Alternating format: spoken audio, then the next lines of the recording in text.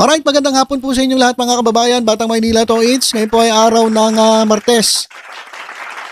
Huling araw sa buwan ng Setyembre taong 2025. At pag-usapan natin itong banat ni Yusek Claire Castro kay Chis Escudero. Pag-usapan din natin itong sinabi ni sa Panfilo Ping Lacson.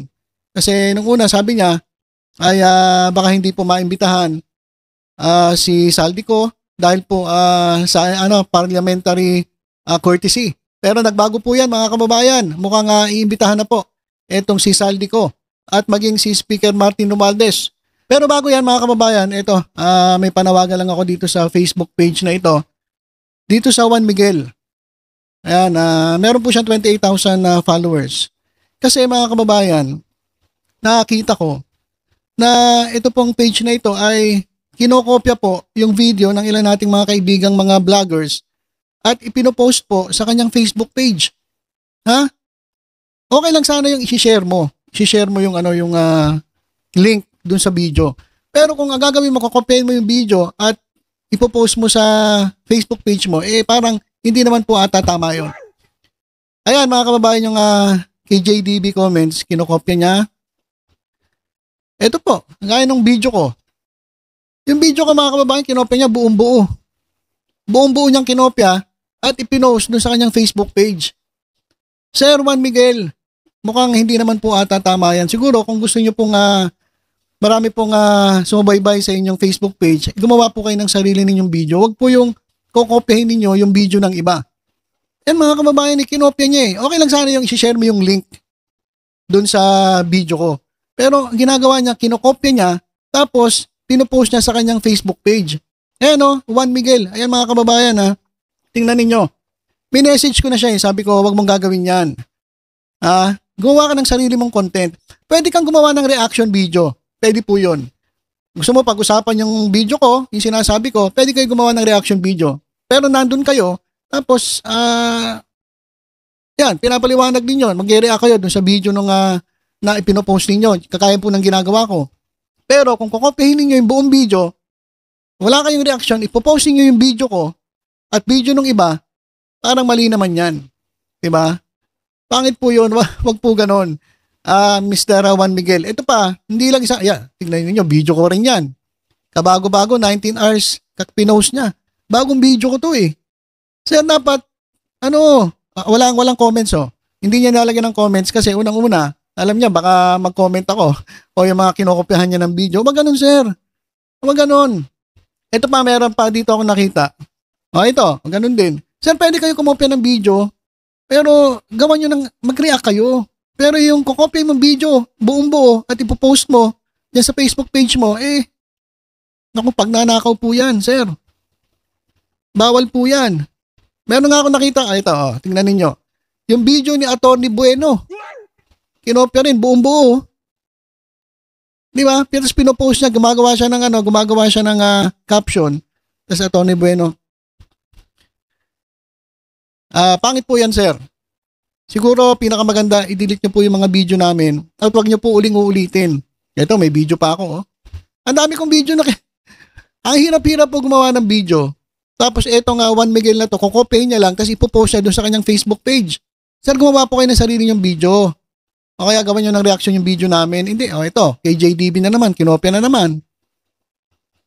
Huwag ganon, sir. Huwag ganon. Bawal po yun. Pag nanakaw po yan. Pwede po yung reaction video. Pero yung kukopya mo yung video, ipopost mo sa Facebook page nyo, bawal po yan.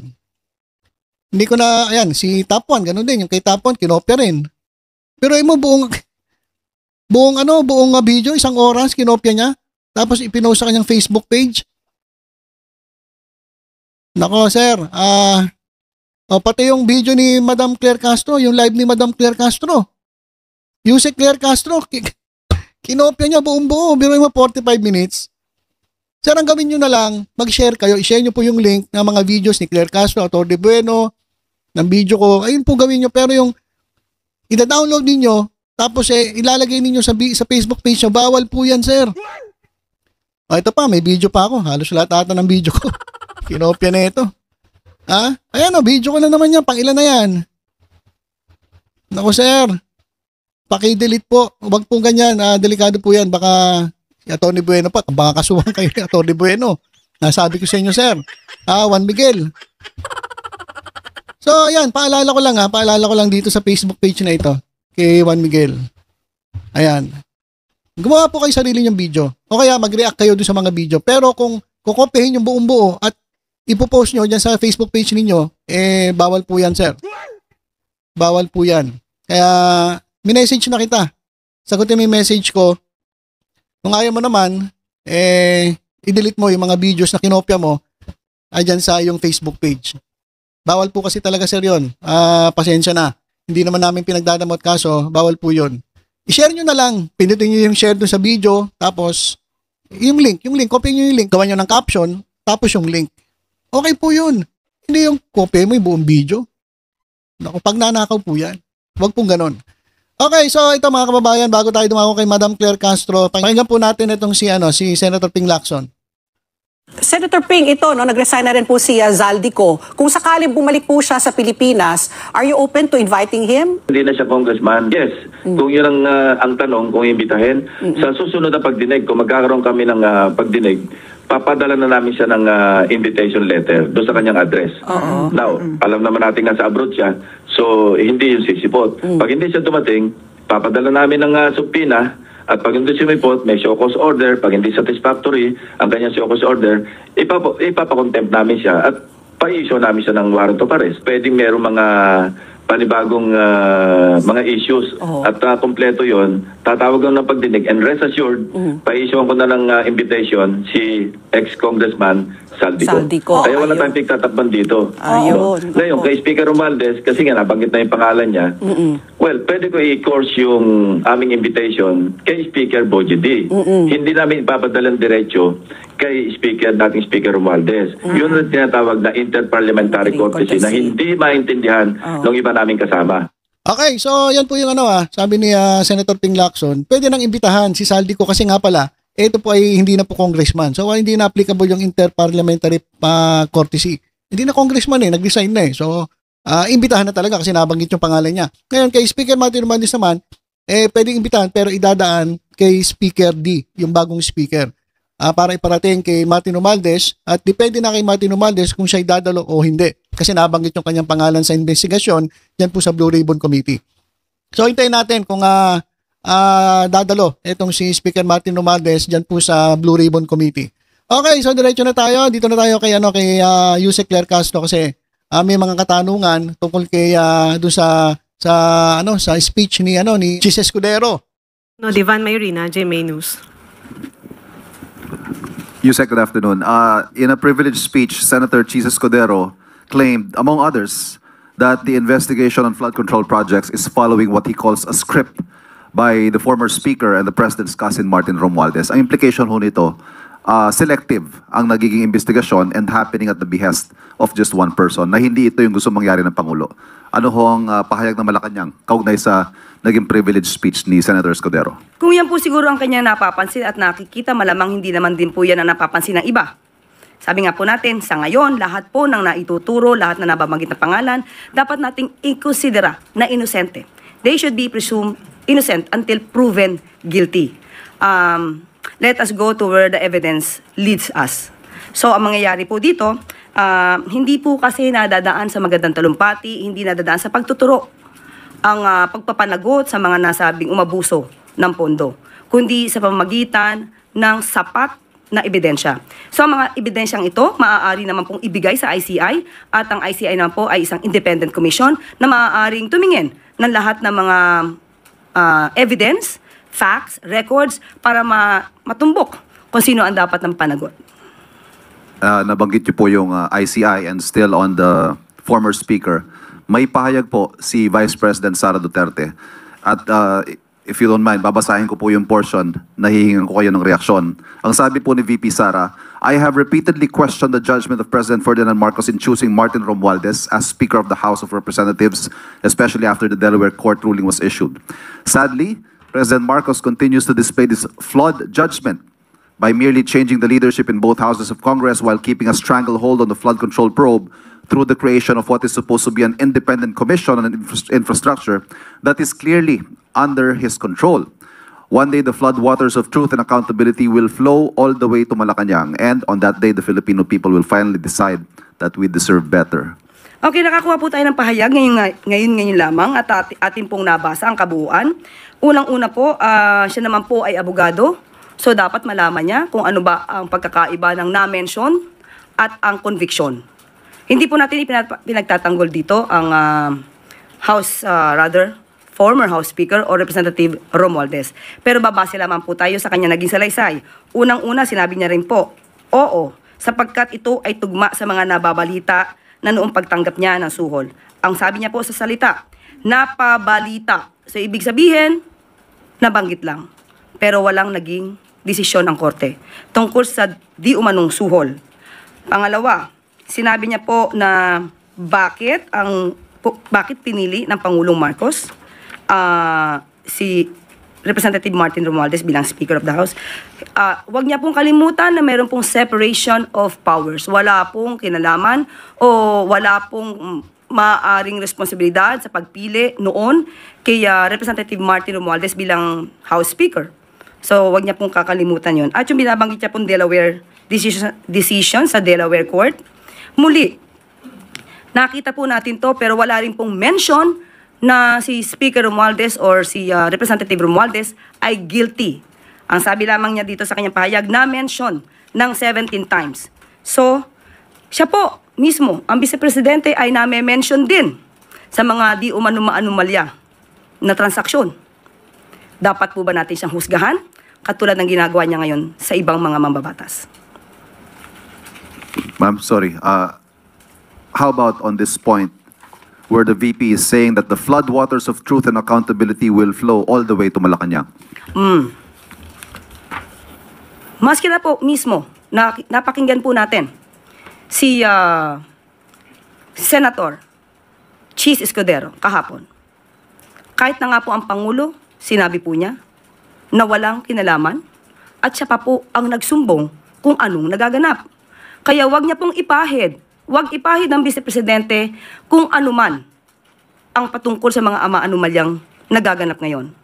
Hindi po malilinis ng Vice-Presidente ang mga akusasyon, hindi lamang akusasyon, kundi pag-amin ng kanyang ama mismo tungkol sa pagnanakaw sa pondo ng bayan.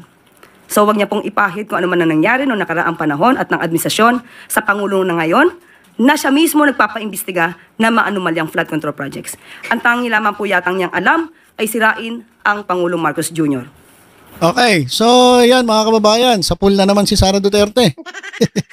Sa pool na naman si Sara Duterte at maging itong si Chis Escudero. Alam nyo kasi mga kababayan, ito pong si Chis Escudero, talaga namang pong sabi ko sa inyo, kahit nung una pa, nakakabilib. Kasi para siyang balagtas. Magaling po siya tumula. Magaling po siya mag-speech. Parang ang makata di ba? Ang galing niya magsalita, talaga namang meron pa siyang sinasabi. Meron po tayong kasabihan na kapag tayo nagturo, meron pong 3 daliring nagtuturo sa atin. Yung kanyang opening mga kababayan So ang ganda nung kanyang talagang talumpati.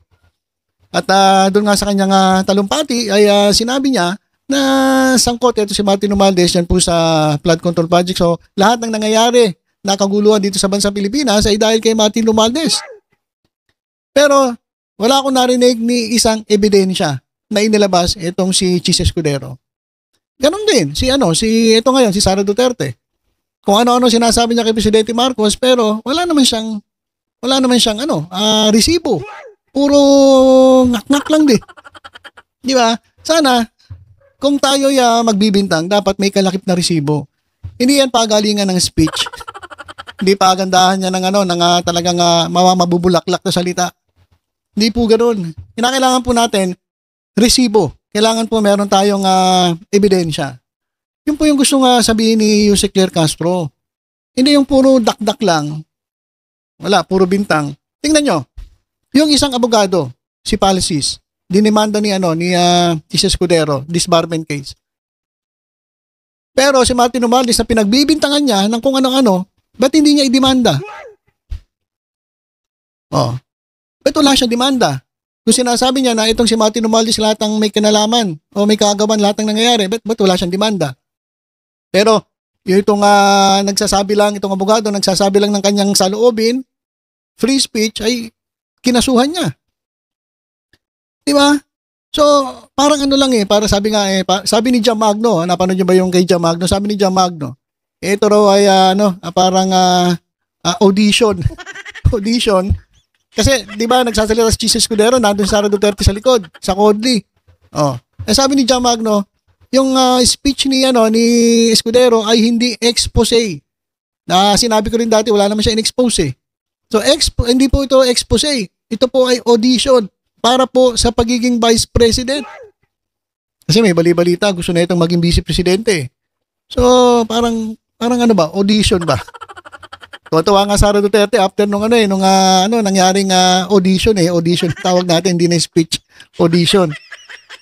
So, walang ebidensya tayong narinig, puro lang bintang. Sara Duterte, ganun din. Sabi ni Claire Castro, ang dami niya sinasabi kay Presidente Marcos tungkol sa ganyan-ganyan. Kahit kay Martin Romualdez, ganyan-ganyan. Wala naman, puro lang. Mas matindi pa nga yung ginawa ni dating Pangulo Duterte. Inamin niya na siya ay nagnakaw. Di ba? Sabi ni Claire Castro. So, yan, durog na naman. Etong dalawa, si Jesus Escudero at itong si Sara Duterte, mukhang magtatadip talaga to sa 2028 kaya medyo ganyan na, dikit. At may naririnig pa tayo, si Marcoleta mukhang hindi ko alam kung tatakbo rin.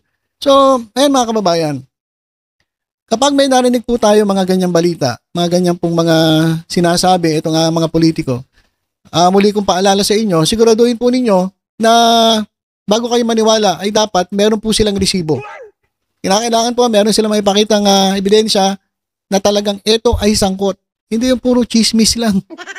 Kaya nga chismis.